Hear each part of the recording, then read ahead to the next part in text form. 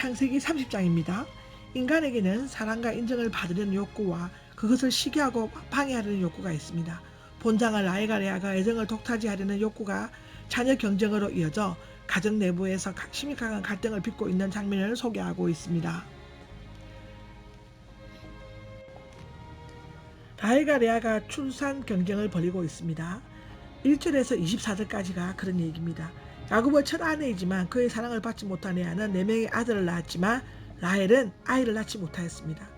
이스라엘 가정에 자녀가 없는 것은 큰 불행이었고 특히 여자에게는 슬픔과 수치가 되었습니다. 그 당시 때는 더 심했겠죠. 그렇다면 라헬은 한나처럼 참고 기도해야 함에도 불구하고 질투와 불평을 일삼았고 결국에는 그 당시의 풍습대로 몸종을 남편에게 주어 그 아들을 자기의 이스라엘에 두려고 했습니다. 이것은 하갈을 통해 자식을 얻으려고 했던 사라의 노력과 비슷합니다.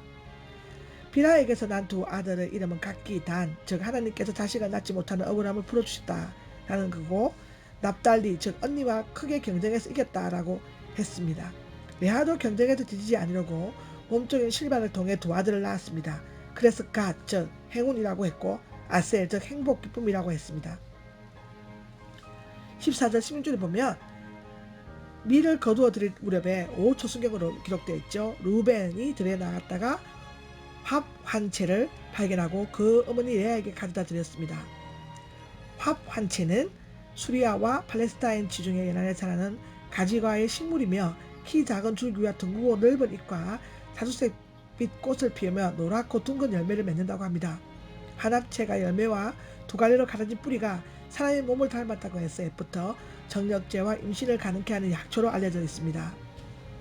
그 향기가 매우 진하고 그 종자도 독이 있습니다. 레아는 라헬에게 합 한 채를 주는 조건으로 잠자리를 허락받아 낳은 5번째 아들 이사갈은 보상, 싹이란 뜻으로 리브가의 불타는 시기심과 그릇된 욕망이 내포되어 있습니다.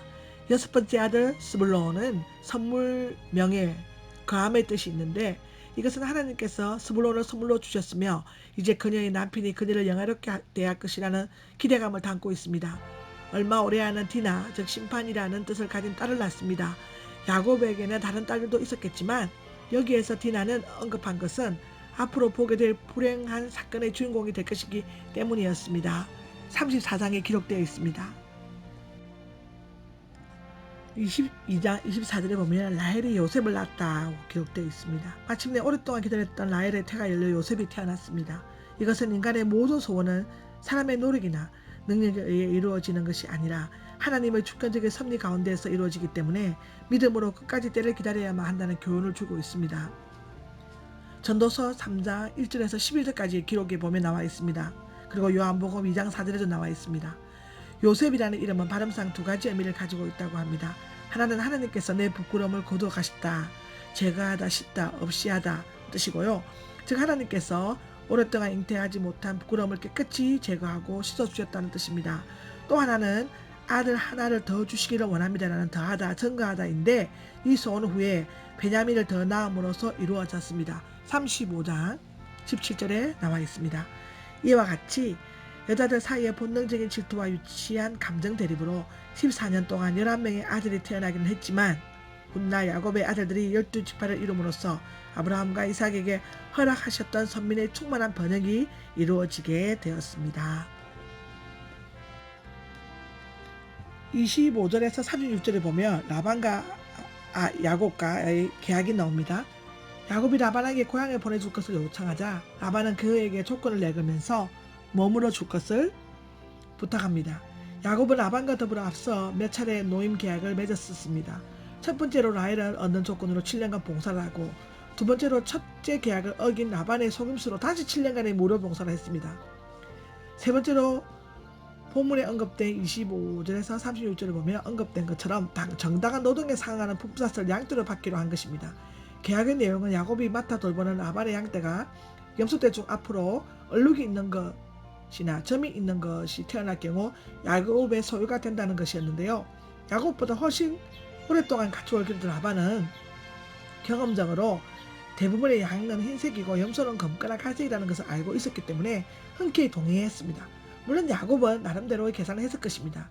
그런데 라반은 약삭빠르게 그날의 점과 얼룩이 있는 염소와 양들을 골라내어 아들들에게는 그 준 뒤 야곱은 사흘 길거리만큼 떨어진 곳에서 라반의 나머지 가축들을 치게 했습니다.